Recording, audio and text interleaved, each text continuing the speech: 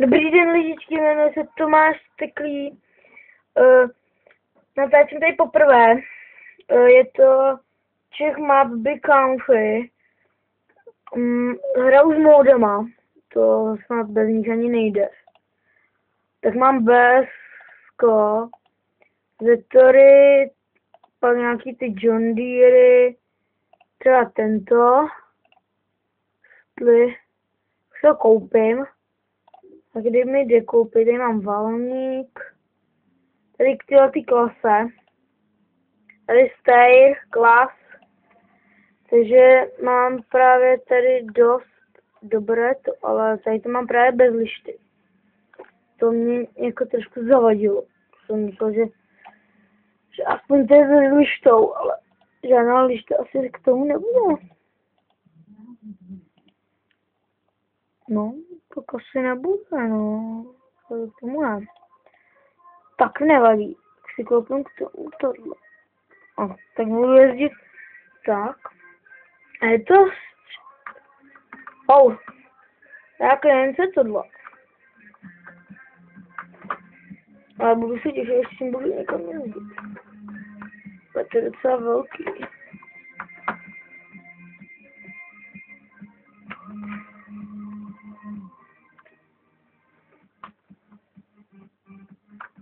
Na tohle kombajna si myslím, že to je dost velký. To nevadí, si myslím.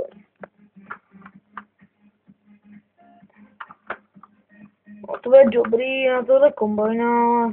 Docela velký ta lišta. To nevadí. Musíte mě někdy omluvit. Začím tohle je první video. Tak zkusím. A tady mám připravený už ty. Mám to docela mod. Už jste se všimli. Titanium Editor. Tady cache, ale tuplákovej, ten se mi nelíbí. Tato lišta má, jako víte, proč tady má ty kolečka, protože když prostě dáš X-ko, tak to jako udělá podvozek. Takže nemusím kupovat zbytečně podvozek, když můžu akorát udělat tohle. Takže dáme to sekat, tuto věcičku. No, tak, toto seká. Tady si další květice. Ke klasovi. To taky dobrý. Ale 770. Já vím, že to je starší typ.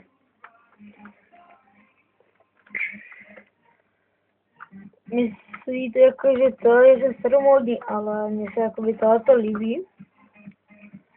No, tak jako se zde všimnete, mám takhle odvážecí dva vozy. Tam stojí.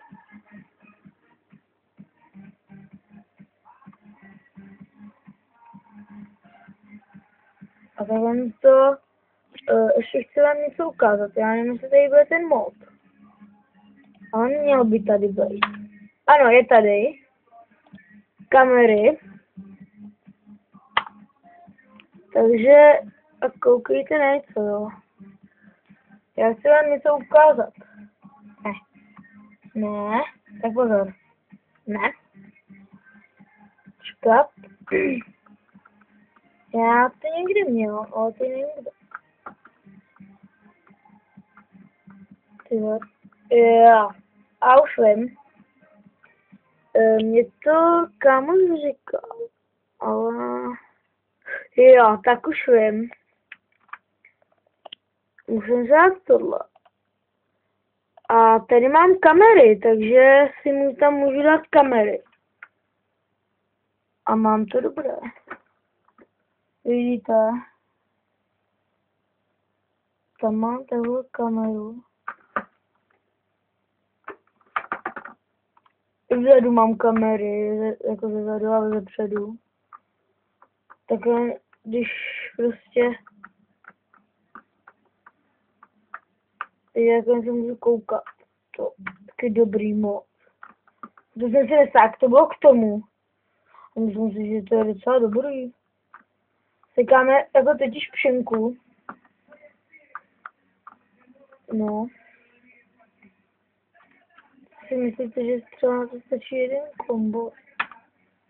Aha. A jeden kombo neplný. Se divím.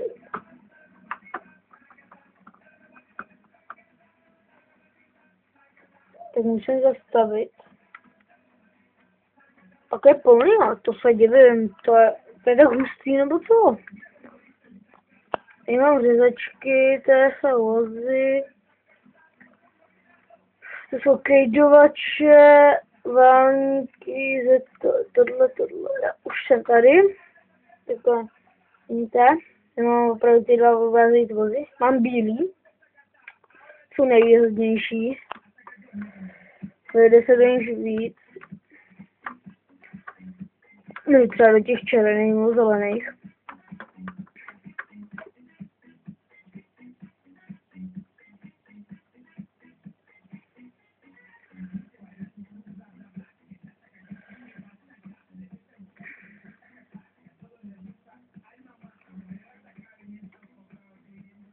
Se těším až to, protože tady budu strašně jezdit, takže a mám jeden takový dobrý mod, Flow Me, to je, kde dáte Ctrl F, Ctrl F, V a Ctrl A.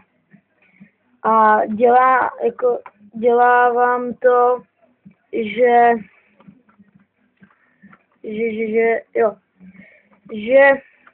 když to dáte, tak jeden tam bude člověk a bude jezdit za váma, takže když třeba pojedete s traktorem, tak za váma pojede třeba kombajn, nebo prostě něco takového. Takže dobrý mod. Já si na to nestěžuju. A já si myslím, že kdo to má, tak já si myslím, že taky nikdo na to nestěžuje. Nevím. Ještě jsem na to neslyšel stížnosti.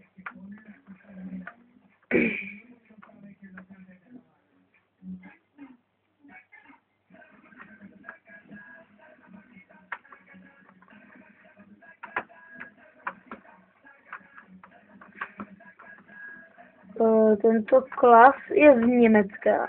A jste se ještě všimli, jak mě tak skáče lišta. Tak to nevím, to nějak to samo.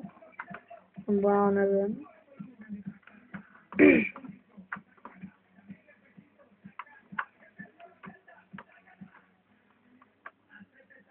Takže překám dokola. Protože a tak už jsem plný. A to je jedno, tak dělám trojku. Jako můžu jít na to. Mám si dělat takový trošku koleje, takže pak se musí nějak trefit, nebo promiňte. Tak to nějak musím trefit, aspoň. A když jste to Titanium editor chtěli, tak si můžete jít na Modhub a stáhnout si to, ale musíte mít k tomu klíč. A kdyby to, tak já bych ho pak napsal na to. Na Facebook, jestli byste chtěli. Akorát o to říct. Když tak napište do komentáře.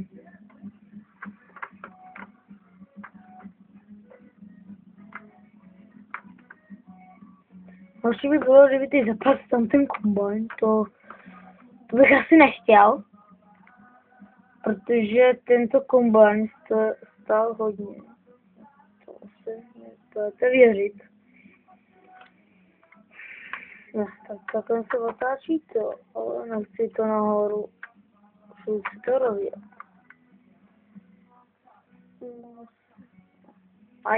Promiňte. No, tam ten kombajn trošku moc to vyváží, nebo já nevím, co se tam stalo.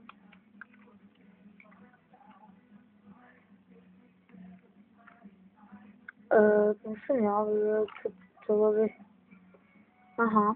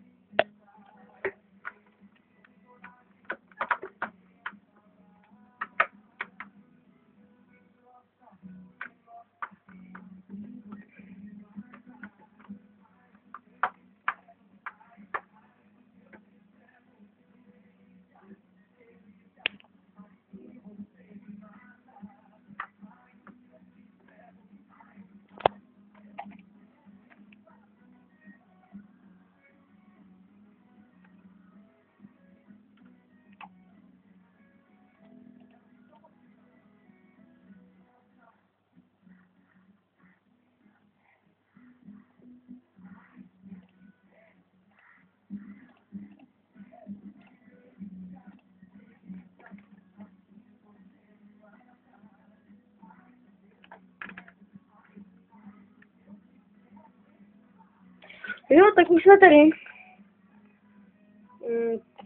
Ten kombajn, to mi promiňte, protože ten jsem musel vytou. A to je fakt jedno. Dáme dvojku. Doufám, že to pojede. Doufám, že to poříká aspoň s tímto kombajnem.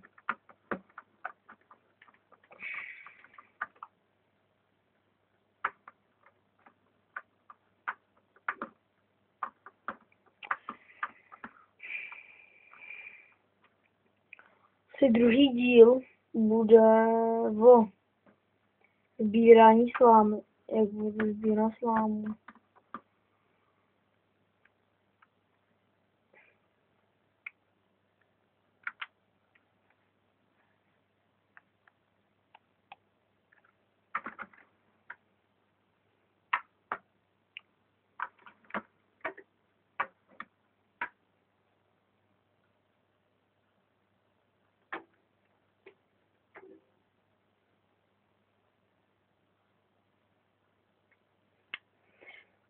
Tady jsou různý tlačítka.